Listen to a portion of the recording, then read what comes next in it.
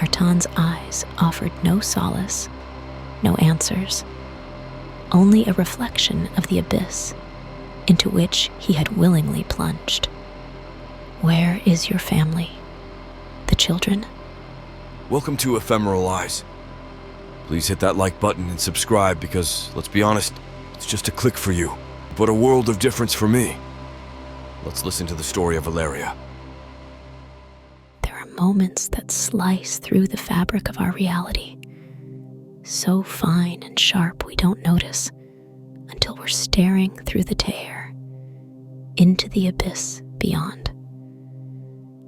Last Tuesday was such a moment for me, a tear that widened with a phone call that never came from a brother whose voice I realized I might never hear again. It's a strange feeling, standing on the edge of an unknown so vast, it makes your whole life seem like a prelude to a single, defining mystery. It's a strange feeling, standing on the edge of an unknown so vast, it makes your whole life seem like a prelude to a single, defining mystery. I'm Valeria Rossi, perhaps a name you've seen in the bylines of investigative pieces scattered across various magazines. My work, dissecting corporate scandals, unmasking political corruption, revealing environmental crimes, has been driven by a relentless pursuit of the truth, a belief in the clarity of facts over the murkiness of superstitions. I've always approached my stories with a skeptic's eye and a rational mind, priding myself on being able to cut through the noise to the heart of the matter. But now, as I find myself entangled in a narrative that's more personal, more unsettling than anything I've ever encountered, I realize that the tools of my trade, the logical deductions, the critical questioning, might not be enough. This is not just another story to be uncovered, but a journey into the depths of the unknown, where the line between the tangible and the unfathomable blurs. And as I stand on this precipice, looking into the shadows of my family's past and the silence from my brother, I can't help but wonder if some truths are better left unexplored. The steady rhythm of my life was punctuated by the letters from Artan, my brother, each one a lifeline to our shared past in the rugged hills of Albania. They were reminders of where we came from, a grounding force amid the whirlwind of deadlines and investigations that defined my existence in Italy. Our correspondence was a comfortable routine, his words painting a familiar world of small-town life, until one day, the pattern shifted. The first letter to break the cycle arrived on a rain-soaked Thursday. Artan's usual updates about local events and family anecdotes were replaced by vague musings on the nature of existence and cryptic references to rediscovering the essence of our ancestors. I attributed this oddity to stress or newfound interest in philosophy, perhaps a phase in his ongoing struggle to find his place in the post-communist landscape of our homeland. But then, the letters began to change further, each one more unsettling than the last. They spoke of dreams that felt more real than waking life, of ancient rites and forgotten ways that promised liberation from the confines of the mundane. The tone was eerily ecstatic, a fervor that I had never associated with Artan. His words, once so familiar, now seemed to belong to a stranger, hinting at secrets lurking in the shadows of our ancestral land, secrets too deep and dark for daylight. Despite the growing unease these letters stirred within me, my rational mind held sway. I convinced myself that Artan was merely caught in the grip of some transient obsession, a harmless diversion from the everyday trials he faced. My replies, laden with concern, yet tempered by the distance I had put between myself and the superstitions of our past, urged him to seek solace in the tangible, the real. But then, the letter stopped. My responses, filled with increasing worry, went unanswered. The silence was more disconcerting than the cryptic words had been. A void where once there was a voice I knew as well as my own. With each unanswered letter, the sense of disorientation grew, pulling me towards a decision that felt both inevitable and reckless. I had to go back to Albania, to the roots I had long tried to distance myself from, to find my brother and unearth the truth behind his silence. Arriving in my hometown after years of absence felt like stepping into a memory, the landscape unchanged, but for the subtle wear of time. My first destination was Arden's house, a place once filled with the laughter of children and the warmth of family gatherings. Now, it stood eerily silent, abandoned, a shell devoid of the life it once held. The absence of Arton, his wife, and their 3 children was palpable. And the complete absence of furniture or other belongings through the empty rooms left me with even more questions rather than answers. My inquiries around town were met with a mixture of sympathy and unease. The townspeople regarded me with a cautious curiosity. Their accounts painted a picture of Artan's gradual estrangement from reality, a descent into a fervor that seemed to consume not just him, but his entire family.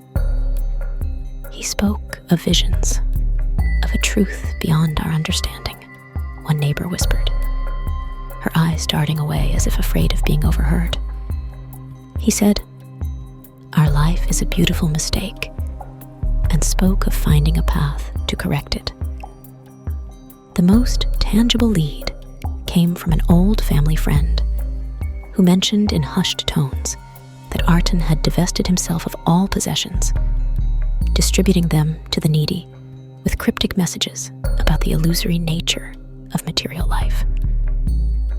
It was this act of sudden and complete detachment from worldly ties that set the direction of my investigation.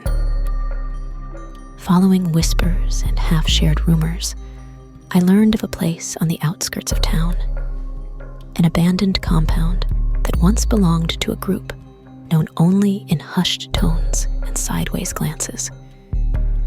No one would name it, but the fear in their eyes spoke volumes.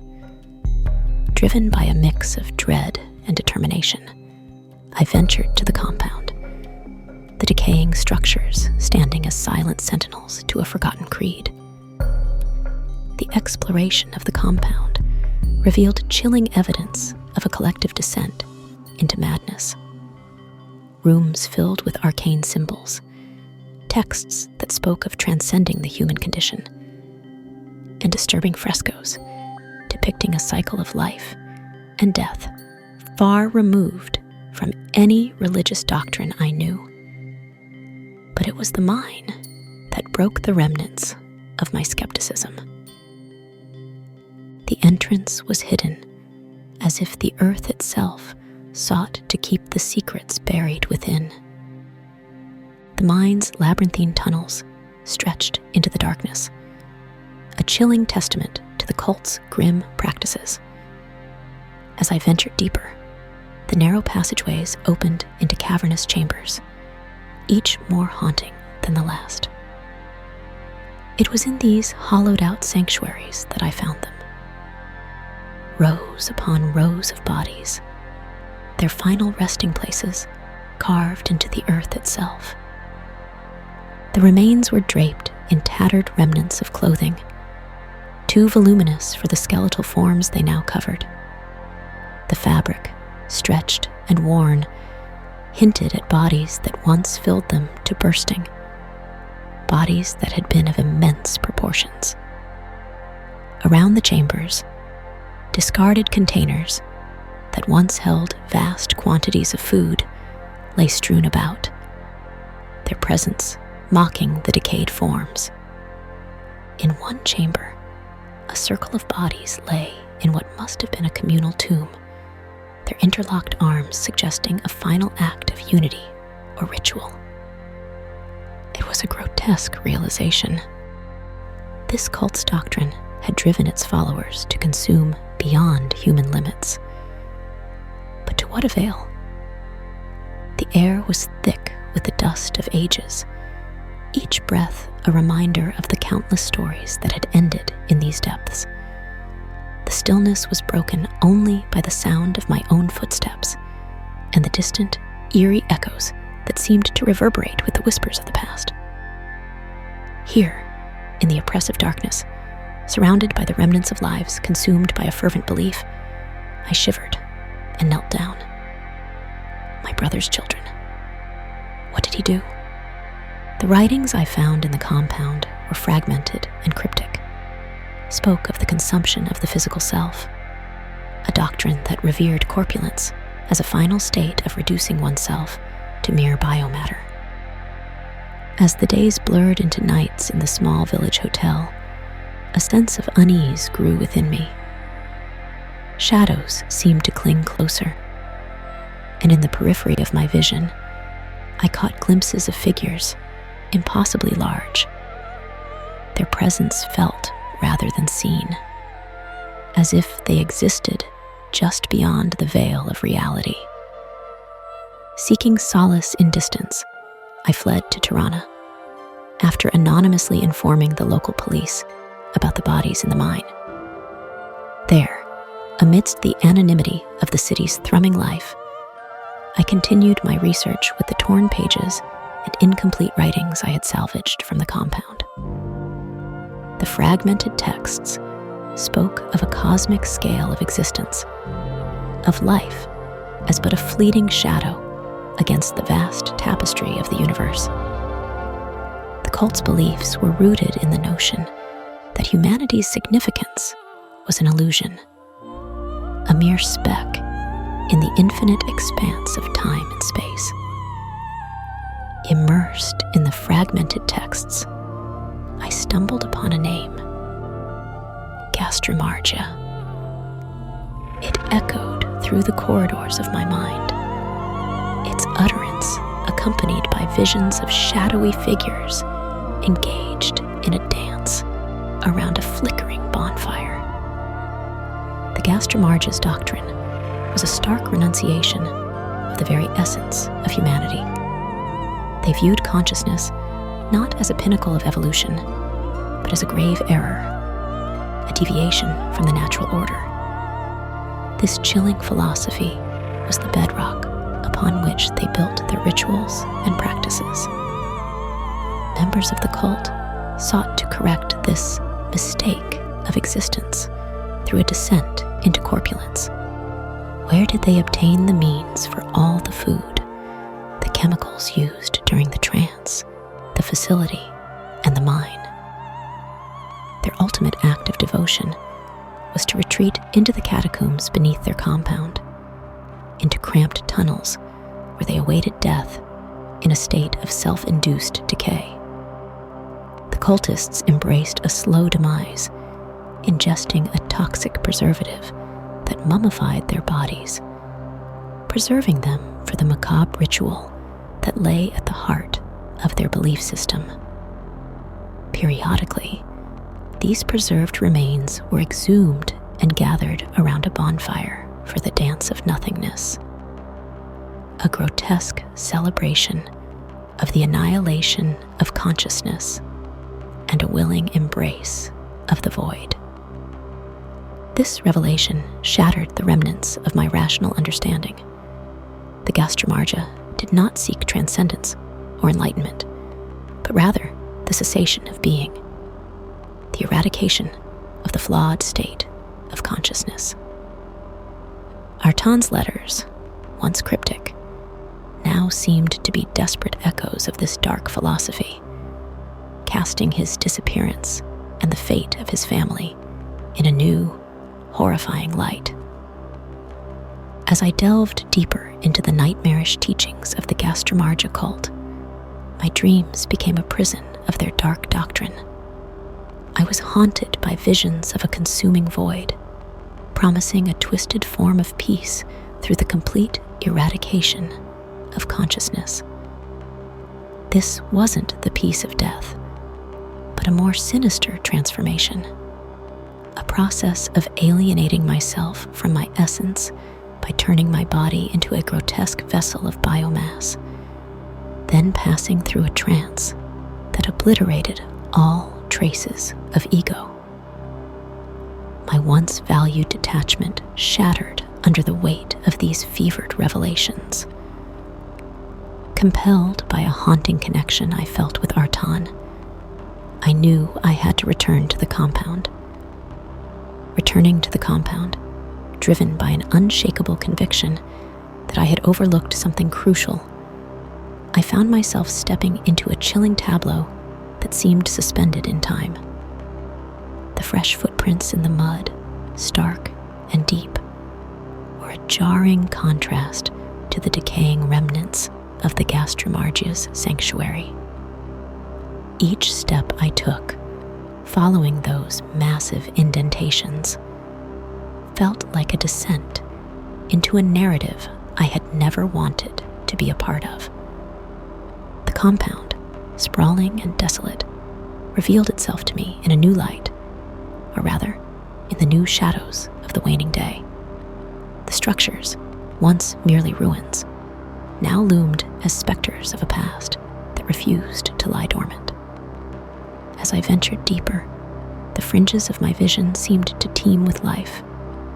A flicker here, a movement there, always just beyond my direct gaze. I tried to convince myself it was just the trickery of light and shadow. But the fear that gripped me was visceral, real. I stumbled upon a second mine, its entrance like a gaping maw of the earth, beckoning with an insidious promise of secrets hidden in its depths. The air was heavy, charged with an anticipation I could neither understand nor escape.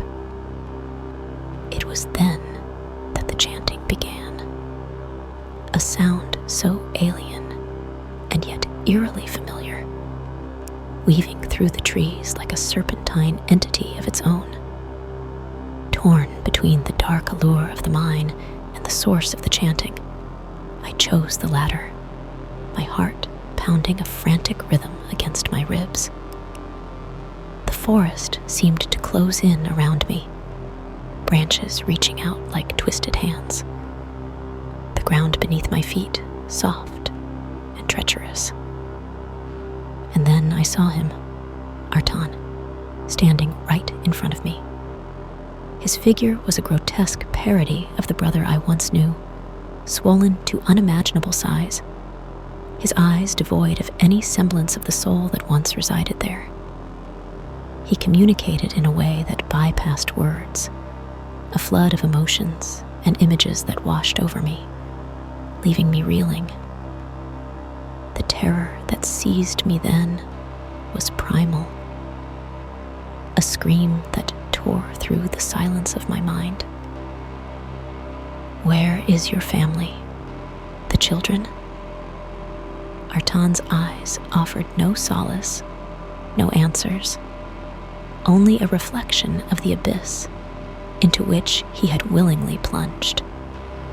There he was, this emissary of the void, in the body of my brother. The realization of his complete transformation, the utter erasure of the brother I had loved, ignited a panic so fierce that I felt it burn through my bones. I turned to flee, the woods now alive with the Gastrimargia's disciples, their grotesque forms now more than mere blurs in the periphery of my desperate flight. Obese figures standing in my way, trying to seize me. Nausea taking over, as the first one gripped my arm with inhuman power, tearing my clothes from me. I ran harder than I ran ever before. I did not stop until I made it to a brightly lit street corner of the village, not knowing how exactly I got there. Vomit on the ground. It had to have been mine. My escape was a blur of fear, adrenaline, and the haunting refrain of a cult that danced gleefully on the edge of oblivion, their shadows mingling with my own as I ran from a nightmare that had become all too real. Sitting in the dim light of my room in the village, the very place where my journey into the abyss began, I feel a strange hunger. I don't know why. The compound, the shadows, Artan's transformed visage, and the haunting allure of the void. They've woven themselves into the fabric of my being, a tapestry of terror and fascination that I can neither escape nor fully comprehend. This account, a testament to my experiences, is my attempt to make sense of the insensible, to document the indescribable. It's a story I felt compelled to share, not as a cautionary tale, but as a confession of my own entanglement with the unfathomable. My perspective on life, identity, and the cosmos has irrevocably shifted. The boundaries between reality and nightmare have blurred, leaving me in a limbo of my own making. I feel a strange hunger. I have to go. I don't know why. And so, as I prepare to venture once more into the shadows of the forest, I am driven by a need to confront the void that calls to me with a voice that is my own. This document, my final article, is a farewell of sorts. I am so hungry. If you enjoyed the story of Valeria, don't worry. After the end, there is a start again somewhere. Good day for now. I would love to see you again, friend.